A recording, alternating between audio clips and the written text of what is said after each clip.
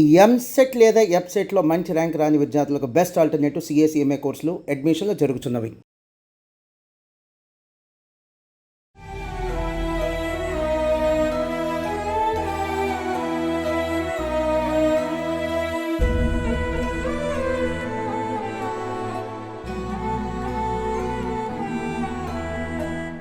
నమస్తే. అహ్మదాబాద్లో plane crash గురించి అందరం దుఃఖంలో మునిగిపోయి ఉన్నాం.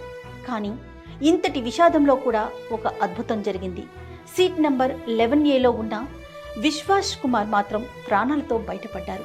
మృత్యువు నుంచి బయటపడిన మృత్యుంజయుడుగా నిలబడ్డాడు.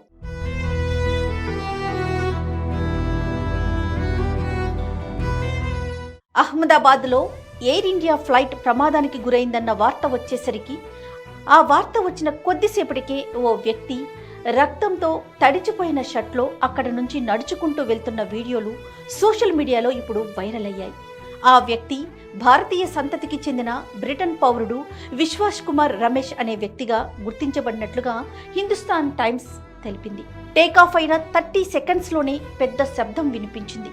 వెంటనే విమానం క్రాష్ అయ్యిందని, ఇది అన్నీ చాలా వేగంగా జరిగిపోయాయని ఆసుపత్రిలో ఇచ్చిన తన ఇంటర్వ్యూలో రమేష్ చెప్పారు. ఆయన తన కుటుంబ సభ్యులను కలవడానికి భారత్ వచ్చి తిరిగి తన సోదరుడితో యూకేకి వెళ్తున్నట్లుగా చెప్పారు.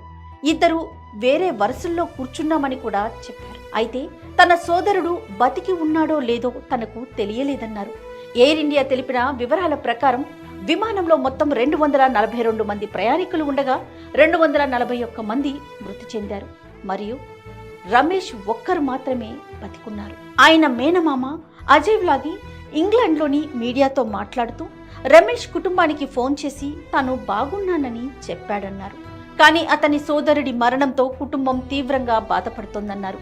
రమేష్ని పరిశీలిస్తున్న డాక్టర్ రమేష్ ఆరోగ్య పరిస్థితి ప్రమాదంలో లేదని చెప్పారు.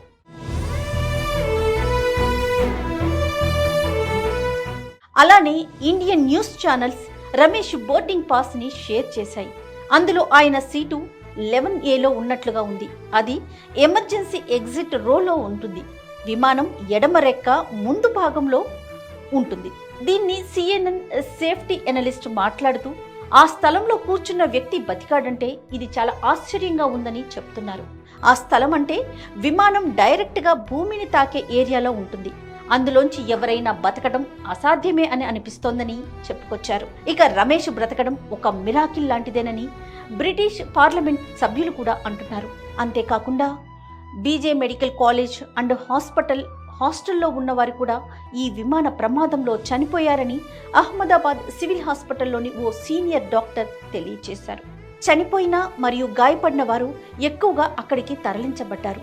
డాక్టర్ మరణాల సంఖ్య ఇంకా పెరిగే అవకాశం ఉందని చెప్పుకొచ్చారు. Swapnil Bhalodia Indian medical association medical students network తరఫున మాట్లాడుతూ ఇప్పటికే 5 మంది మెడికల్ స్టూడెంట్స్ చనిపోయారని, 60 మందికి పైగా గాయపడ్డారని చెప్పారు. అలానే ఈ ఫ్లైట్ క్రాష్లో మొత్తం 242 మంది ఉండగా 241 మంది చనిపోయారు. ఇందులో 169 మంది భారతీయులు, 53 మంది బ్రిటిష్ పౌరులు, 7 పోర్చుగీస్ వారు, 1 కెనడియన్ ఉన్నారు. అలానే 2 పైలట్స్తో పాటుగా 10 మంది క్రూ మెంబర్స్ కూడా ఈ ఫ్లైట్లో ఉన్నట్టుగా తెలుస్తోంది. వీరితో పాటుగా మెడికల్ హాస్టల్లో ఉన్న మెడికోస్లో 5 మంది ప్రాణాలు విడిచారు. మరో 60 మంది చికిత్స పొందుతున్నారు. ఇంతటి విషాదమైన సంఘటనలో జరిగిన ఒక అద్భుతం, మృత్యువుని జయించిన విశ్వాస్ కుమార్ రమేష్ అని అందరూ అతన్ని మృత్యుంజయుడిగా పిలుస్తున్నారు. ఈ సంఘటనలో ప్రాణాలు వదిలేసిన వారి ఆత్మకు శాంతి కలగాలని, వారి కుటుంబాలకి సానుభూతి, సంతాపం తెలుపుతూ పలువురు ట్వీట్ చేస్తున్నారు. జరిగిన ఘటనకి చింతిస్తూ మరోసారి ఇలాంటి విషాద ఘటనలు జరగకుండా మనస్ఫూర్తిగా కోరుకుంటున్నాం. నమస్తే.